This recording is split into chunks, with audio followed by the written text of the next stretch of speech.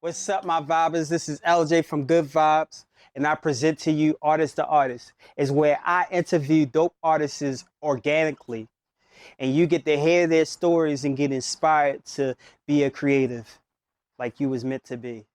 My name is Tony Johns. I am the owner of TJohns Productions. Been established since 2020. Been doing this for about 4 or 5 years. I am a professional photographer specializing in portraiture and events. I'm also dabbling in cinematography and videography as of late. This is just something I'm extremely passionate about. This is what I do on the daily, and this is just a basic shoot for us today. All right. My name is Thalia, and I am an actress and a model. I also work in social media management. I've been working with Tony for about 3 years now, and I enjoy helping him with direction, being his model. It's just been really great. What inspired you to become a photographer? I really picked up the inspiration as a kid. I've always enjoyed art, including like music, poetry, photography, of course, painting, sculpture work. So my roommate, he actually started taking photography or dabbling in it back during COVID times. And he was like, hey, you should probably pick up a camera too, just get into it. So one day he had a wedding, and I'm like 2 or 3 weeks into it. He has a wedding, he can't make it, he has to work. I know a little bit about the camera, so I go and do the wedding, and I hated it. I hated how the photos turned out. I felt bad because it's like, this is somebody's special day, and I swore I would never pick up another camera. Then COVID hit, and my friend convinced me to just go to Best Buy, get a little $600 kit camera. And from there, it just flourished. I did my Which camera was it? It was a Rebel T7 with T7i, and I forget what lenses. It came with 2 lenses, both zoom, and I didn't know anything about it. I didn't know what I was doing. Then my mom, she referred me to a friend who needed photos for her 60th birthday. Ended up doing that. I got a phone call after I delivered the photos, telling me that she's like so grateful and started crying. Oh, dang. So that's when it made me realize, like, I actually enjoy doing this. This is something that I can actually have fun with and make some decent money. And then from there, we about, like I said, 5 years in. I'm on my 5th or 6th camera. And I'm just enjoying this. Like, this is what I'm passionate about. This is what I love to do.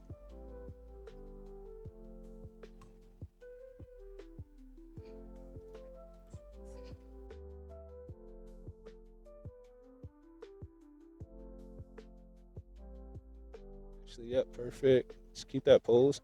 Let me get my focus right. Let me get my composition right. So what is your specialty?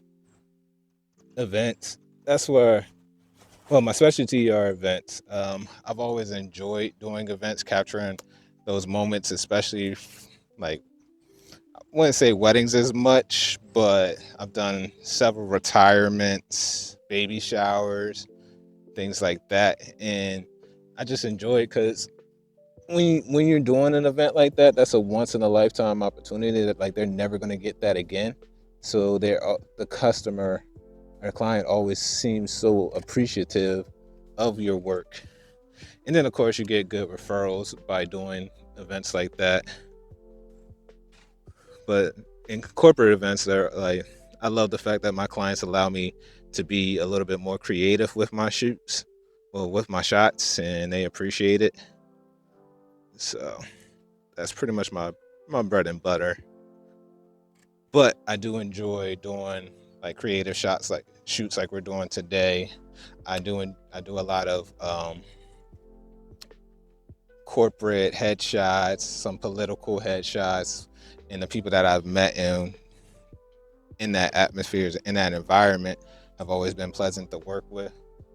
I'm actually gonna have you We're gonna take some shots. I'm gonna stay on this side, but I'm gonna have you walking along the outside on the other side, so we get more greenery on the foreground. So, but again, as long as I'm able to have my camera, I'm a happy man. Yeah. I can't complain.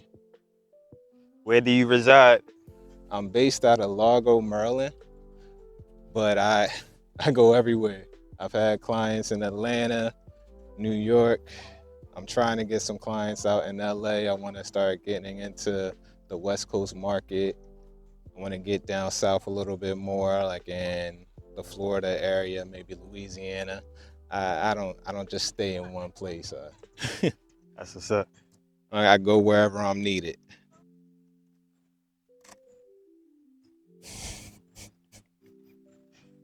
Can you at least count me down?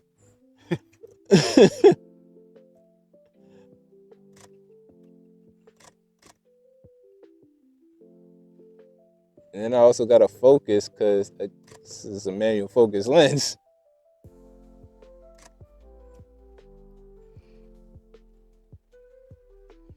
So what's some tips you can give to a up-and-coming photographer, videographer? Study. My biggest thing was when I got into it, I spent thousands of hours studying, and then just constantly shooting. Don't stop. When I first started out, I was shooting everything. Anybody could hit me up, and I would take that opportunity just to get out there and get that experience. I was doing all of the portrait meets, the street meets. I was out there, and YouTube was my best friend up until I decided to actually invest in a course. I'm taking a course with the New York Institute of Photography. Oh, nice. I pretty much feel like I know the basics, but it's nothing like actually diving deeper into it. Yeah. And with that course, it helps you to dive more, help you learn more, and then it challenges you. With photography, it's always something that you can learn. There's always more to do. Like, you think you're good, but you can always be better. Yeah. That's the reason why people do this for like 30, 40, 50 years. So when you're first starting out, like, just commit to it. Know that you're going to be spending a lot of money on gear as you continue to pursue it. You're going to have to learn different things, different techniques. Have fun with it. I would say, like, even for us, like, our first thing we had to learn, ISO, aperture, shutter speed. You get those three down, you'll be golden. And then you can start playing around with presets and filters and different looks. But that all comes with time. Also, don't get mad if you feel like you're not doing a great job, or if you're not a good photographer. It gets better. Like, my first year, I was ass, honestly. But as I've gotten better over these years and I've committed to it and I practice, now lean back, go back, just like that.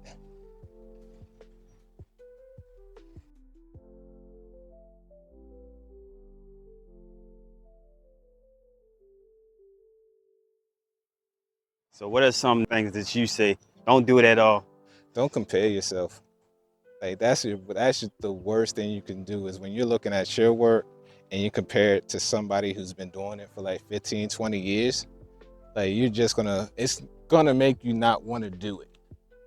And if you're really passionate about something, stick with it. No matter how good people may think you are, or how bad you may think you are, just stick with it, because you never know what it can take you, or how much you can grow from it.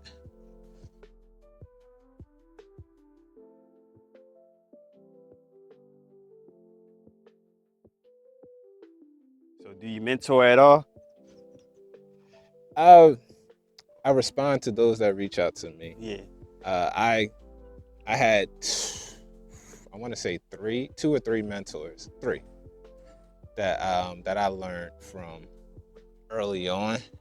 So, and I realized, like, the best way to actually learn something is when you have to teach it. That's when it becomes a little bit more ingrained in you. So my mentors, they taught me photography and told me they kept it real with me. Like, this works. It's good, but it could be better. You could be better. You can do more. So when someone approaches me and they ask me questions, I always try to give like my honest opinion, give them honest feedback. But I also try to let them know that this is just the beginning for you. Like, you're still learning. Don't expect greatness from the jump. But if someone has like technical questions, or if they ask how I shot something or what I shot something with, I have no problem sharing that information, because I feel like I'm still learning. If somebody else wants to learn, who am I to stop them? Who am I to like keep them from growing and becoming who they're meant to be?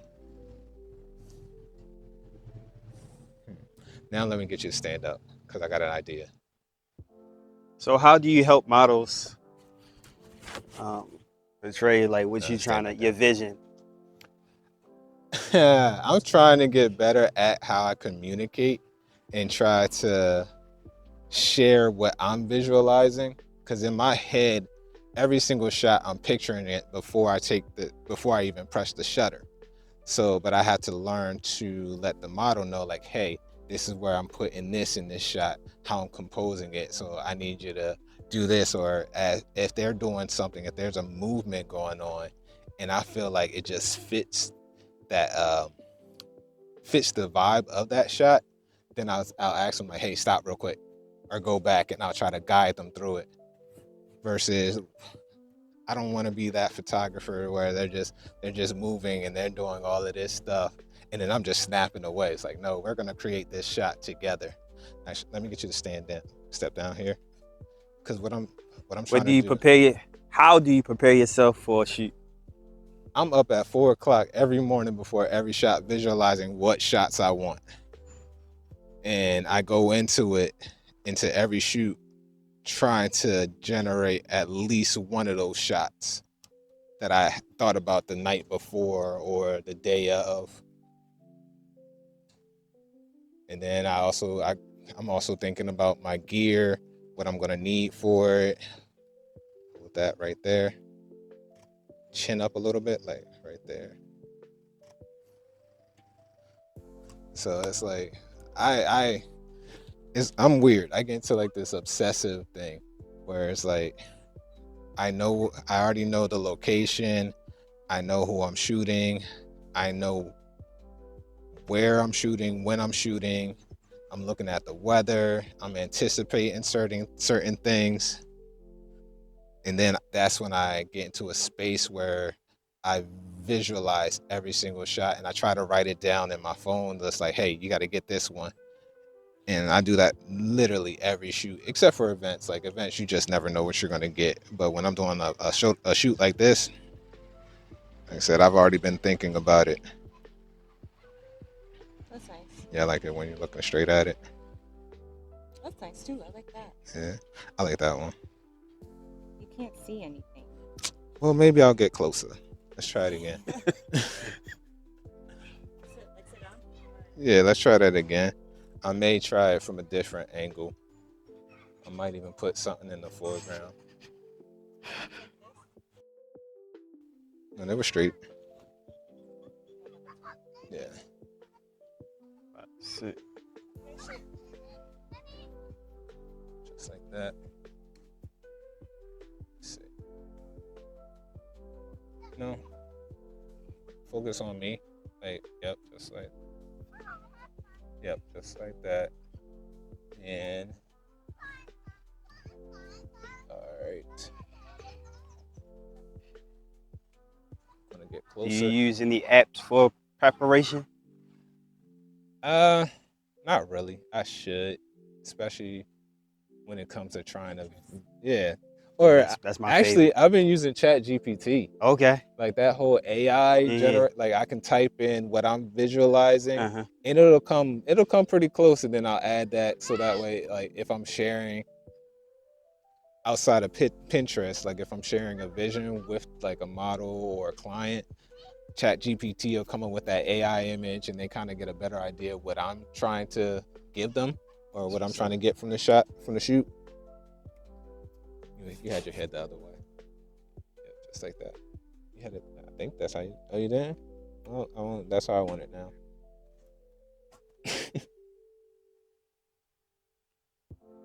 3, 2, 1. Just like that. 3, 2, 1. Go right here. Come in. So do you have any inspirations?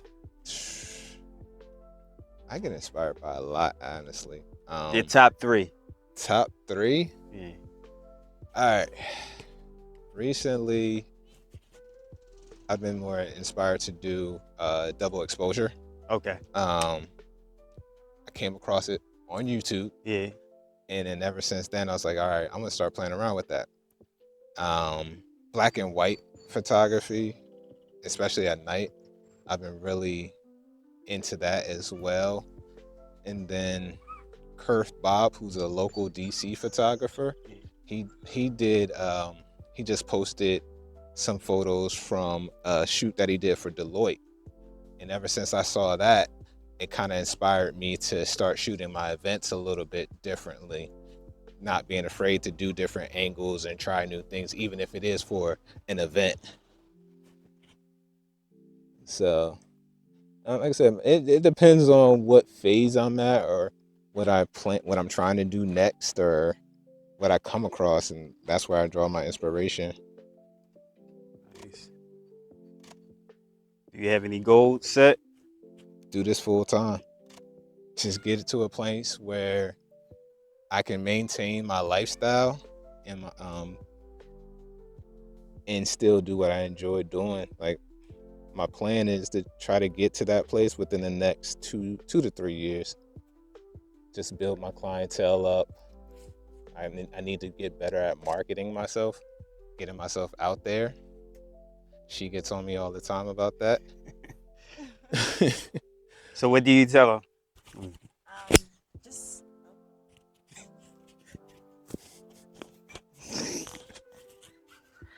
I just tell him to post his stuff. Social media is the best place to market, which he does a pretty good job. And networking, he goes to a lot of like events to network with people, and I feel like what we're trying to do together is like just curate like an environment where a lot of people like us could just like meet and network and socialize so that we can expand our dreams or aspirations or businesses, or depending on who it is. So that's mainly what I tell him, but he's doing it, so I just need to remind him. Yeah, she's good at reminding me and stuff. And then, like, the thing is, our goal is basically to help others. Like, I don't do this just for myself. Like, I want to see other people grow. So as any projects come along, I'm automatically reaching out to her. It's like, all right, I need your help with this. Or I have some projects possibly in the work where the client will reach out to me and tell me what they want. It's like, okay, I know this person, I can hit them up, they can do this. I know that person that's really good at drone work. Let me reach out to them, see if they're available. Like, I know I can't do everything by myself, even though I try to. But that's one thing I do like about just being in this area with the community that DC has out here. Like, there's always somebody that can teach, like, that can help you or assist you and help you fulfill what you're trying to do. And so it helps to have good people around you, because I would not be where I'm at if it weren't for the people that I call friends or consider to be friends or family. Yeah, so for me, it took me a long time to learn that. How did you learn that you need people? You need a group When I saw of like-minded people. When I saw how I was struggling, because sometimes we'll bite off more than we can chew, especially when there's money involved. It's like, all Definitely. right, this sounds good. Yeah. The clients are hyped and they're like, oh, I see your work. I love your work. And then you're sitting up there. You have 2 cameras in 2 different locations. You got to run this way. You got to run there. You got to do video while also doing photo.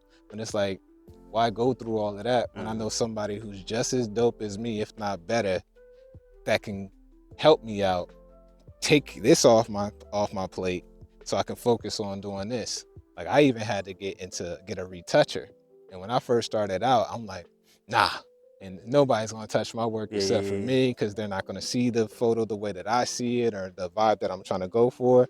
And then once I found myself sitting at my desk with thousands of photos that I need to go through and edit, it was 5 or 6 clients hitting me up at one time, like, hey, when are we gonna get our photos? When are this gonna be ready? It's like, why do all that? Just send it. Send it to somebody else, let them do everything else, and then I can focus on what I actually enjoy doing. So do you have any funny stories that you can say on camera? I mean, I've fallen a lot. Like the things we do for our shots. It was freezing. Yeah, I don't know why we were out there.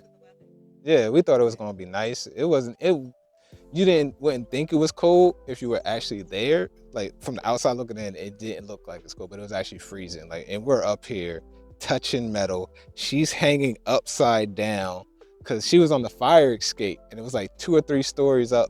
So she's hanging upside down. We're just trying to get the shot, but also trying to make sure she doesn't fall. And then, we did some trespassing that day too, because I actually had to. It was like a loading dock, but it was so high up. So we used the trunk of my car so that way everybody could hop up there. Then we thought about dropping down from the loading dock, which was like 2 stories down, but it looked like a really good area. Yeah, we had. And then of course, it's like I said, I dropped cameras, dropped lenses, been on like laying in the ground, prickly bushes. I've been in so many prickly bushes in shorts at that. So it's like, the things you do for your shot. Definitely. It's worth it. Again, like if I'm visualizing something, it's like I want that shot. So it's like, what I gotta do to get it? I should keep that. I'm gonna try to go up high. Do you have any last remarks, comments? I will say, like, if this is something that you're truly passionate about, commit to it. Like, it's going to be financially draining, mentally draining. Burnout is real. Don't take on more than you can handle. Otherwise, that will lead you to not wanting to do it anymore or cut back on it. And if it's something that you're passionate about, you don't want to get to that point. Again, don't be afraid of growth. Don't be afraid of change. Don't go into it just thinking like you're the worst or you'll never get better, because with photography, you can always get better. There's always more to learn. There's always more that you can do. And there's always people around you that are going to support what you're passionate about. Again, I would not be where I'm at today if it weren't for the people that supported me and taught me. And don't be afraid to reach out to people. Reach out to other photographers. Majority of them are open to talking to you and critiquing your work in a positive manner. They're not going to just tell you something just to put you down and leave you there. Be careful sometimes, because some photographers feel like it's a competition. It's not. No 2 people are the same. No people shoot the same. No people's eyes are the same. So I guess that was like a long way to put it, but I'd say that's the best advice I can give right now.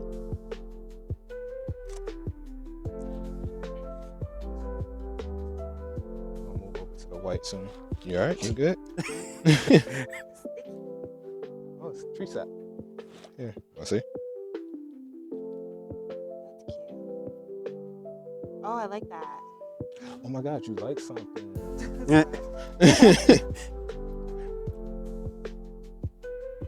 It's because he said something funny. That's nice.